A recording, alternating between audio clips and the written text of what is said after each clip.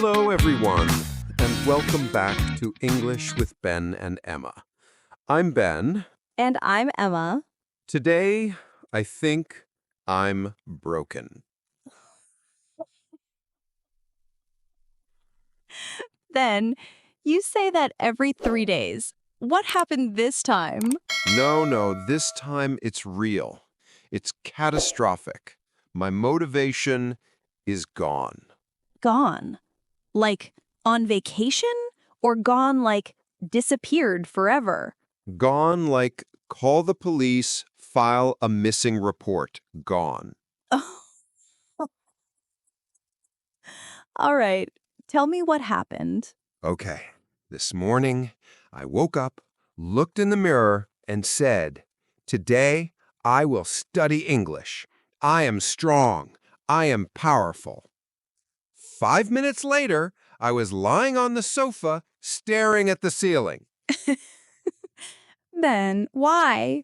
Because, Emma, I opened my English book, read one sentence, and immediately felt emotionally attacked. What was the sentence? It said, "Welcome. Welcome, Emma. Why is English so aggressive?" Ben, please. No, but seriously, I saw the word welcome and my brain said, "No, thank you." I felt tired, just tired from existing. Ben, this is not a motivation problem. This is life. I know, and I hate it. So, after the welcome trauma, what did you do next? I said, "All right, let me learn vocabulary." So I learned one new word. One. I repeated it 10 times, I wrote it down, I said it out loud. And then, 2 minutes later, gone. Just gone. Disappeared like it owed someone money. Then that is normal. Normal? Emma, my vocabulary is like Snapchat messages. It lasts 10 seconds. Okay, that one was funny. But painful. I feel like English is gaslighting me. All right, what about listening practice? That usually calms you down. No, Emma, not today. I opened YouTube, clicked on a video called Easy English Conversation for Beginners. That sounds harmless. That's what I thought. But the second the man started talking, he sounded like he drank 5 coffees and was running away from the police. Ben! He was speaking at light speed. I didn't catch a single word, not one. I felt like English was happening to me. Ben! He was speaking normally. No, Emma, he was speaking like a man who wants to finish a podcast in 30 seconds. Okay. So, vocabulary was a tragedy. Listening was a disaster. What happened with shadowing? Ben, I tried. I really did. I played a sentence. I repeated it.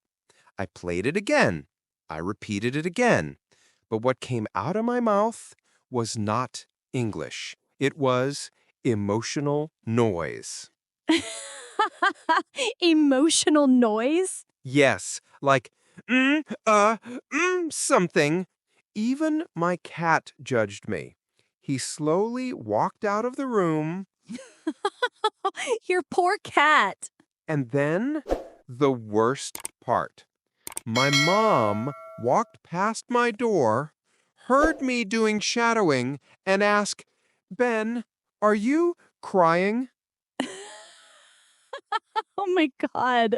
I said, "No, Mom, this is English." She said, "Sweetie, maybe English is not for you." Ben, your mom needs to calm down. She thinks English is hurting me. And honestly, a little bit, yes. Ben, listen to me for a second, okay? Just breathe. Okay. You don't want to quit English. You want to quit feeling overwhelmed. There's a difference. Wow, Emma. That sentence was so deep, I think I felt it in my spine. Good. Look, your problem isn't English. Your problem is your brain is tired before you start. Emma, my brain is tired all the time. Exactly. And tired brains don't like big goals. Big goals feel scary, heavy, impossible. That's why you collapse after one sentence. This feels personally attacking, but also true. I'm not attacking you. I'm explaining you. Oh no, I'm explainable. Then, let me ask you, how long did you plan to study today? 1 hour, And how long did you actually study? 9 minutes, and that includes staring at the wall. Exactly. So instead of 1 hour, try 5 minutes. Emma, 5 minutes feels illegal. Is that allowed? Yes, it's allowed. 5 minutes is small enough that your brain doesn't panic. It's like tricking your brain, but in a healthy way. So the secret to success is lying to myself? No, it's being gentle with yourself. That sounds very emotional. Because it is. Learning is emotional. People forget that. Emma, you're dangerously wise today. Drink some water, Ben. Let's do a micro practice now. Just you and me. A small win. Wait, Emma, people are listening. Emma, that's what a podcast is. Right. Okay, fine. Hit me. One word. Just one. Learn it. Say it. Use it. Only one word? This feels like a trap. But okay. The word is progress. Progress. Good. Now, use it. I want progress. But progress is scary. What else? I will make small progress today. Perfect. That's a win. Whoa. Emma, I think I just felt a tiny spark inside my chest. That's pride, Ben. It tickles. Ben, can I ask you something? Uh-oh. Okay, sure. Why do you want to learn English? Your real reason, not the cute answer. Okay. Let me think. I want to understand people. I want to watch movies without subtitles. I want to travel. I want to talk without fear. I want to feel different, better, proud. Does that make sense? It makes perfect sense. That's real motivation, Ben. Really? Yes. Motivation isn't energy. It's meaning. And you already have meaning. Emma, my motivation just slowly sat up like a sleepy cat. That's good. Let it stretch. You know, your story reminds me of one of my old students. Oh? Story time? Yes, story time.